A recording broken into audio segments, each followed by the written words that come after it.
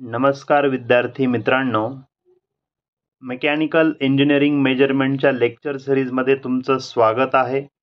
मित्रांनो, आजचा आपला टॉपिक आहे तो म्हणजे लोड सेल. मित्रांनो, फोर्स मेजरमेंट हे आपलं चॅप्टर सुरू आहे आणि फोर्स मेजरमेंट करणं हे बऱ्याच ठिकाणी आपलं गरजेची गोष्ट असते. तर फोर्स मेजरमेंटमधला जे इन्स्ट्रुमेंट आहेत, जे इन्स्ट्रुमेंट आपलं फोर्स मेजरमेंट करतात. नमस्कार विद्यार्थी मित्रांनो, मेकॅनिकल इंजिनिअरिंग मेजरमेंटच्या लेक्चर सिरीजमध्ये तुमचं स्वागत आहे. मित्रांनो, आपलं फोर्स मेजरमेंट हे चॅप्टर सुरू आहे आणि त्यातला अतिशय महत्त्वाचा टॉपिक तो म्हणजे लोड सेल. मित्रांनो, लोड सेल म्हणजे काय ते अगोदर आपण समजून घेऊ. मित्रांनो, फोर्स मेजर करण्यासाठी जे इन्स्ट्रुमेंट आपण यूज करतो, ज्या इन्स्ट्रुमेंटचा आपण वापर करतो, त्या सर्वांना आपण लोड सेल असं म्हणू शकतो. लक्षात घ्या, फोर्स मेजरमेंट करण्यासाठी जे इन्स्ट्रुमेंट आपण वापरतो. मग इथे लोड सेलची डेफिनेशनच काय लिहिलंय बघा. अ ट्रान्सड्यूसर. तुम्हाला सर्वांना माहिती आहे, आपण ऑलरेडी शिकलोय. ट्रान्सड्यूसर म्हणजेच काय, जो एका एनर्जीचं कन्व्हर्जन दुसऱ्या एनर्जीमध्ये करतो. मग लोड सेल हा सुद्धा एक काय आहे, ट्रान्सड्यूसर आहे. एक टाईपचा ट्रान्सड्यूसर आहे जो काय करतोय, which convert force into measurable output. Okay, फोर्सचं जे कन्व्हर्जन आहे मित्रांनो, हा लोड सेल काय करतो, इट इज अ ट्रान्सड्यूसर. हा लोड सेल फोर्सचं कन्व्हर्जन एखाद्या मेजरेबल आउटपुट मध्ये करतो. म्हणजेच काय, एखाद्या इलेक्ट्रॉनिक सिग्नल मध्ये तो कन्वर्ट करू शकतो, एखाद्या मेकॅनिकल ऍक्शन मध्ये तो कन्वर्ट करू शकतो. म्हणजेच काय, आपल्याला फोर्स मेजर करता यावा यासाठी आपल्याला समजेल अशा भाषेमध्ये फोर्सचं कन्व्हर्जन केलं जातं, त्यालाच आपण लोड सेल असं म्हणतो. A transducer which convert force into measurable output. आता मित्रांनो, हे लोड सेल जो असतो त्याचे कोणकोणते ऍप्लिकेशन असतात, म्हणजे लोड सेल नक्की कुठे वापरला जातो. सर्वात पहिलं आहे मित्रांनो, आपण सर्वांनी ऍक्च्युली लोड सेल बघितलेला असतो. सर्वात पहिलं आणि मुख्य ऍप्लिकेशन आहे ते म्हणजे वेइंग मशीन्स. ज्या ठिकाणी आपण काहीतरी वजन मोजतो, वजन मेजर करतो, वेट मेजर करतो, त्या सर्व मशीनमध्ये आपण त्या सर्व मशीन्सला आपण लोड सेल असं म्हणतो. मित्रांनो, एक लक्षात घ्या, इथं वेइंग मशीन म्हणजे वेट मेजरिंग मशीन म्हटलंय. आपला जो वेट असतं मित्रांनो, कुठलंही वेट, वजन, हे वजन एक डाऊनवर्ड फोर्स अप्लाय करत असतं. ओके, डाऊनवर्ड फोर्सच अप्लाय करत असतं. म्हणून हा जो फोर्सच आहे in the form of weight. म्हणून हे सगळे जे वेइंग मशीन्स आहे हे ऍक्च्युली फोर्स क्वांटिटीलाच मेजर करत असतात. म्हणून वेइंग मशीन हे लोड सेलचं अतिशय महत्वाचं एक्झाम्पल आहे. त्यानंतर मित्रांनो, लोड मेजर ज्या ठिकाणी मटेरियल हँडलिंग होतं, क्रेनचा वापर करून किंवा इतर मटेरियल हँडलिंग डिव्हाइसचा वापर करून ज्या ठिकाणी तुम्हाला लोड मेजर करण्याची गरज असते, त्या ठिकाणी सुद्धा लोड सेलचा वापर केला जातो. त्यानंतर मित्रांनो, सस्पेन्शन ब्रिजेस किंवा आपल्या सस्पेन्शन सिस्टम जी असते त्या ठिकाणी सुद्धा फोर्स अप्लाय केला जातो आणि तो फोर्स मेजर करणं गरजेचं असतं. त्या ठिकाणी सुद्धा लोड सेलचा वापर केला जातो. त्यानंतर मित्रांनो, बॅग फिलिंग आणि बॉटल फिलिंग. ज्यावेळेस आपण बॅग फिलिंग करतो, काही इंडस्ट्रीमध्ये हे रिक्वायर्ड आहे, जे प्रोडक्ट आहे त्याला बॅगमध्ये भरलं जातं किंवा बॉटलमध्ये भरलं जातं. तर बॅग फिलिंग आणि बॉटल फिलिंग या ठिकाणी तो फोर्स मेजर करणं फार गरजेचं आहे. त्या ठिकाणी सुद्धा लोड सेलचा वापर केला जातो. त्यानंतर मित्रांनो, रॉक असतील, केबल असतील, फाउंडेशनचे अँकर्स असतील, म्हणजे कन्स्ट्रक्शन मटेरियल जे असतं त्यावरती किती लोड येईल ते मेजर करण्यासाठी, त्याच्या टेस्टिंगसाठी सुद्धा त्या ठिकाणी आपण लोड सेलचा वापर करत असतो. असे अनेक ऍप्लिकेशन मित्रांनो लोड सेलचे आहेत. आता मित्रांनो, लोड सेल अनेक टाईपचे असतात, अनेक लोड सेल असतील मार्केटमध्ये, परंतु सिलेबस पॉइंट ऑफ व्ह्यू आपल्याला ह्या 5 लोड सेल शिकायच्या आहेत. त्यातली पहिली आहे हायड्रॉलिक लोड सेल आणि दुसरी आहे न्यूमॅटिक लोड सेल. मित्रांनो, या दोन्हीही मेकॅनिकल सेल आहेत. हे मेकॅनिकल इन्स्ट्रुमेंट आहे. त्यानंतर आहे मित्रांनो स्ट्रेन गेज लोड सेल. अतिशय महत्त्वाचा टॉपिक आहे हा स्ट्रेन गेज लोड सेल. आणि त्यानंतर आहे पिझो इलेक्ट्रिक लोड सेल. हे जे दोन्ही आहे मित्रांनो, हे इलेक्ट्रॉनिक इन्स्ट्रुमेंट आहे, हे लक्षात घ्या. या ठिकाणी मेकॅनिकल फोर्सला एखाद्या इलेक्ट्रिकल सिग्नल मध्ये कन्वर्ट केलं जातं. आणि शेवटचं आहे मित्रांनो ते म्हणजे फोर्स रिंग. हे 5 टाइप्स आपल्याला फोर्स मेजरमेंट साठी शिकायचे आहेत. चला मित्रांनो, आपण सुरुवात करूया. सर्वात पहिला जो लोड सेल आपण बघितला तो म्हणजे हायड्रॉलिक लोड सेल. आता सर्वात अगोदर आपण हायड्रॉलिक लोड सेल समजून घेऊया. हे अतिशय सिंपल मेकॅनिकल कन्स्ट्रक्शन आहे. या ठिकाणी तुम्हाला एक प्लॅटफॉर्म दिसतोय मित्रांनो. या प्लॅटफॉर्मलाच आपण लोडिंग प्लॅटफॉर्म असं म्हटलं जातं, कारण या लोडिंग प्लॅटफॉर्म वरतीच आपण लोड म्हणजेच फोर्स देणार आहोत. Okay, loading platform. आता हा लोडिंग प्लॅटफॉर्म आहे, याचाच अर्थ काय होतो मित्रांनो, की ह्या प्लॅटफॉर्म वरती आपण डाऊनवर्ड डायरेक्शनने लोड अप्लाय करणार आहोत. मित्रांनो, डाऊनवर्ड डायरेक्शनने लोड अप्लाय करणे म्हणजेच या ठिकाणी फोर्स अप्लाय करणे आहे, हे या ठिकाणी समजून घ्या. आपण लोड अप्लाय करतोय म्हणजेच डाऊनवर्ड डायरेक्शनने फोर्स अप्लाय करतोय आणि हा फोर्स या ठिकाणी आपण मेजर करणार आहोत by using hydraulic load cell. Hydraulic load cell मध्ये मित्रांनो हा लोडिंग प्लॅटफॉर्म असतो आणि लोडिंग प्लॅटफॉर्मच्या खाली हा जो डिव्हाइस त्याला कनेक्टेड आहे, या डिव्हाइसला पिस्टन असं म्हटलं जातं. ओके, हा जो डिव्हाइस आहे हा आहे आपला पिस्टन. आणि हे जे पिंक कलर मध्ये मी एक मेम्ब्रेन दाखवलेला आहे, या मेम्ब्रेनलाच आपण डायफ्रॅम असं म्हणतो. ओके,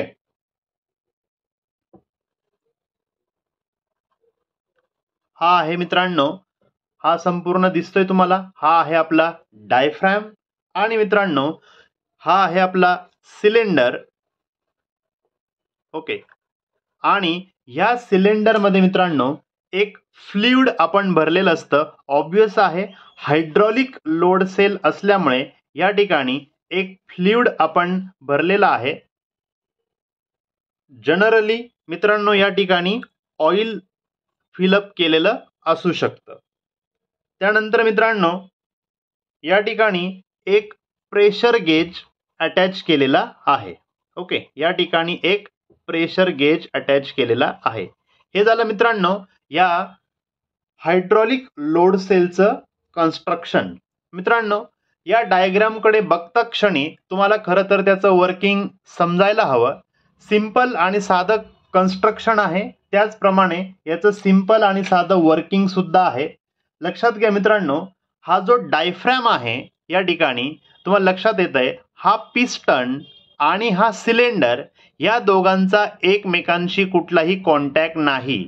पिस्टन आणि सिलेंडरचा कॉन्टॅक्ट नाहीये, कारण या पिस्टन आणि सिलेंडरच्या मध्ये एक डायफ्रॅम आपण टाकलेला आहे. आणि मित्रांनो हा जो डायफ्रॅम असतो, या डायफ्रॅम वरती जर आपण लोड अप्लाय केला तर या डायफ्रॅमचं डिफ्लेक्शन होतं, हे लक्षात घ्या. हा जो डायफ्रॅम आहे या डायफ्रॅमचं डिफ्लेक्शन होतं. त्यानंतर सर्वात महत्वाची गोष्ट मित्रांनो, या सिलेंडर मध्ये तुम्हाला तिथं दिसतंय, या सिलेंडर संपूर्णपणे क्लोज आहे आणि ह्या सिलेंडरला या ठिकाणी राईट साइडला आपण एक प्रेशर गेज अटॅच केलेला आहे. मित्रांनो या सिलेंडर मध्ये जे ऑइल आहे याला ऑलरेडी प्रेशराइज करून फिलअप केलेलं असतं, हे लक्षात घ्या. थोडक्यात हे जे ऑइल या ठिकाणी फिलअप केलेलं आहे त्याच्याकडे ऑलरेडी काहीतरी सर्टन प्रेशर आहे. ओके, प्री लोडेड प्रेशर ने आपण हे ऑइल या ठिकाणी फिलअप केलेलं आहे. हे झालं मित्रांनो या हायड्रॉलिक लोड सेलचं कन्स्ट्रक्शन. मित्रांनो आता आपण बघूया ते म्हणजे वर्किंग कसं होतं. सर्वात अगोदर मित्रांनो, आपण या लोडिंग प्लॅटफॉर्मवरती लोड अप्लाय करणार आहोत. या ठिकाणी आपण लोड अप्लाय करणार आहोत. मित्रांनो, त्या ठिकाणी ज्यावेळेस आपण लोड अप्लाय करू लोड म्हणजेच या ठिकाणी हा डाऊनवर्ड डिरेक्शनने काय असणार आहे, फोर्स असणार आहे, हे लक्षात घ्या.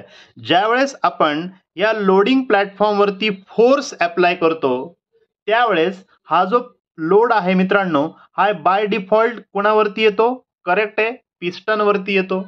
आणि ज्यावेळेस हा लोड पिस्टन वरती लोड येईल त्यावेळेस पिस्टनमुळे हा लोड कोणावरती येतो, कारण पिस्टन कोणाशी कनेक्टेड आहे, डायफ्रॅम सोबत कनेक्टेड आहे. सो या लोडिंग प्लॅटफॉर्मचा लोड पिस्टनला आला, पिस्टनचा लोड आलाय आपला आता डायफ्रॅमवर. आणि मी आत्ताच सांगितलं डायफ्रॅम असं एक मेम्ब्रेन असतं की लोडमुळे ते काय होतं, डिफ्लेक्ट होतं, त्या मेम्ब्रेनचं डिफ्लेक्शन होतं. मित्रांनो, ह्या ठिकाणी जर आपण जर बघितलं तर ज्यावेळेस ह्या डायफ्रॅमचं डिफ्लेक्शन होईल त्यावेळेस हा डायफ्रॅम डाऊनवर्ड डायरेक्शनने मूव्ह होईल. ओके, डाऊनवर्ड डायरेक्शनने. फॉर एक्झाम्पल या पद्धतीने हा मेम्ब्रेन या ठिकाणी येऊन जाईल, या लक्षात घ्या, फोर्समुळे. आणि तुम्हाला आता लक्षात येत आहे ज्यावेळेस हा डायफ्रॅम खाली येणार आहे त्यावेळेस आतमध्ये जे ऑइल आहे त्या ऑइलवरती या ठिकाणी प्रेशर क्रिएट होणार आहे.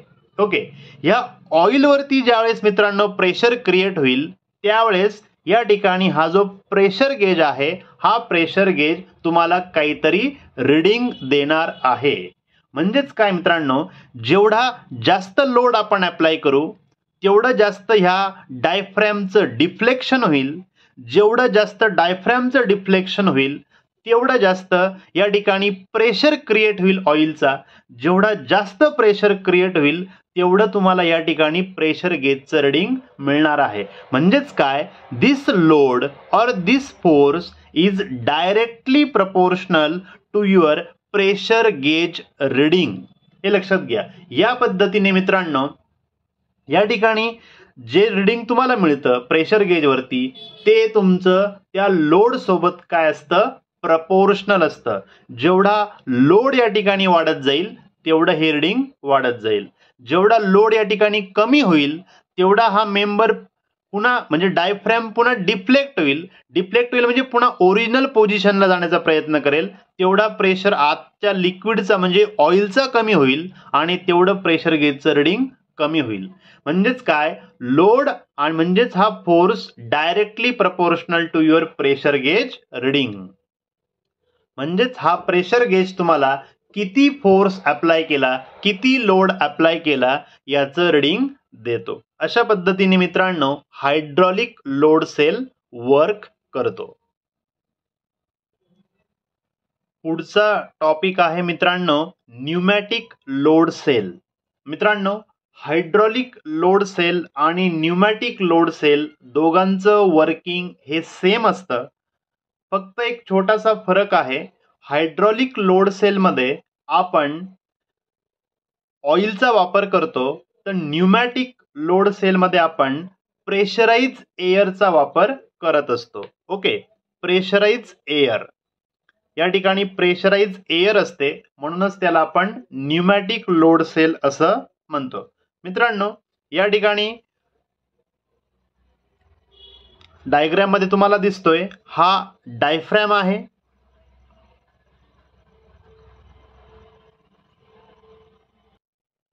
हा डायफ्रॅम मित्रांनो फ्लेक्झिबल मटेरियलचा असतो. ओके, हा जो डायफ्रॅम आहे हा फ्लेक्झिबल मटेरियलचा बनवलेला असतो. म्हणून या ठिकाणी या पद्धतीने आपण डायफ्रॅम दाखवलेला आहे. ओके, त्यानंतर मित्रांनो या सिस्टम मध्ये म्हणजे न्यूमॅटिक लोड सेल मध्ये पिस्टन कम्प्लिटली गायब असतो. जसं की हायड्रॉलिक लोड सेल मध्ये आपण बघितलं की त्या ठिकाणी पिस्टन अरेंजमेंट असते, पिस्टन असतो.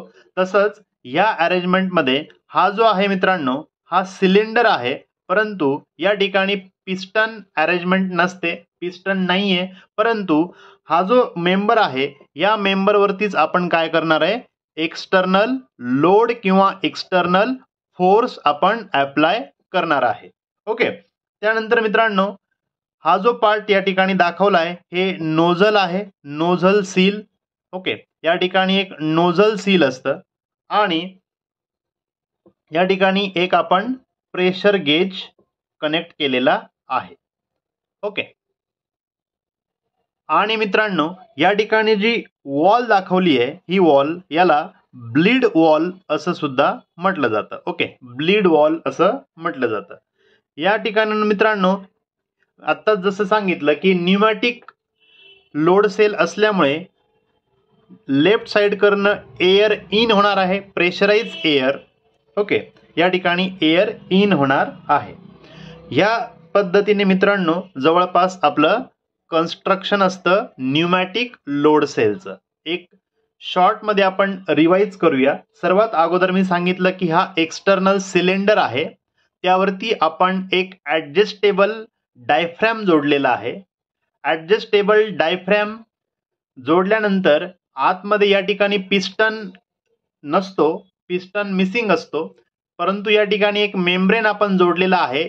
हा मेम्ब्रेनलाच आपण नोझल सील जोडलेला आहे आणि हे नोझल आपण या ब्लीड वॉलमध्ये, या ठिकाणी एक वॉल आहे त्या वॉलमध्ये हा नोझल आपण अटॅच केलेला आहे. त्यानंतर हा जो मेंबर आहे मित्रांनो, यावरती आपण लोड अप्लाय करतो किंवा फोर्स अप्लाय करतो.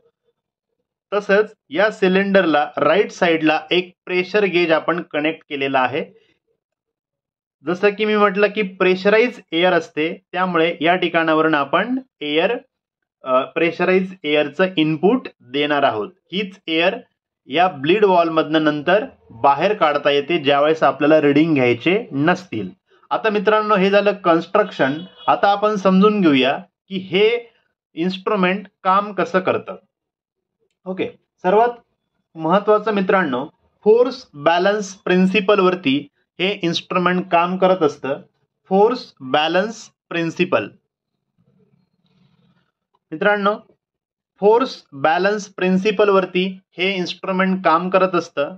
सर्वात अगोदर मित्रांनो आपण काय करणार आहे, तर लोड ज्या ह्या प्लॅटफॉर्म वरती हा लोड अप्लाय करतो, हे जे नोझल सील आहे हे आपलं नोझल सील या ब्लीड वॉल पर्यंत आपण घेऊन येणार आहोत. त्यानंतर मित्रांनो, प्रेशराइज एअर, ओके, एखाद्या एअर सोर्स मधनं प्रेशराइज एअर आपण या सिलेंडर मध्ये एंटर करणार आहोत. ही प्रेशराइज एअर या सिलेंडर मध्ये एंटर होईल. ओके, प्रेशराइज एअर एंटर झाल्यानंतर मित्रांनो आपण ह्या इन्स्ट्रुमेंट वरती लोड अप्लाय करणार आहोत.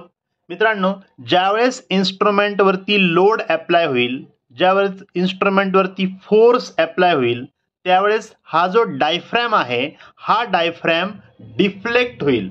ओके, डायफ्रॅम काय होतोय, डिफ्लेक्ट होणार आहे. डायफ्रॅम डिफ्लेक्ट झाल्यामुळे आतमध्ये जी एअर आहे ह्या एअरचा प्रेशर वाढतो. ओके, ह्या एअरचा प्रेशर वाढतो आणि ह्या एअरचा जो प्रेशर आहे मित्रांनो, हा प्रेशर या प्रेशर गेजद्वारे आपल्याला समजतो. ओके, या पद्धतीने मित्रांनो या ठिकाणी जेवढा जास्त लोड आपण अप्लाय करू तेवढा जास्त ह्या डायफ्रॅमचं डिफ्लेक्शन होईल. जेवढं जास्त ह्या डायफ्रॅमचं डिफ्लेक्शन होईल तेवढा जास्त आतमधल्या एअरचा पण प्रेशर वाढेल. जसं आपण हायड्रॉलिक मध्ये बघितलं की डायफ्रॅम वरती ज्यावेळेस लोड येतो, आतमध्ये जे ऑइल असतं त्या ऑइलचा प्रेशर वाढतो. सेम पद्धतीने मित्रांनो या ठिकाणी ऑइल नाहीये तर आतमध्ये ऑलरेडी एअर आहे. ज्यावेळेस या ठिकाणी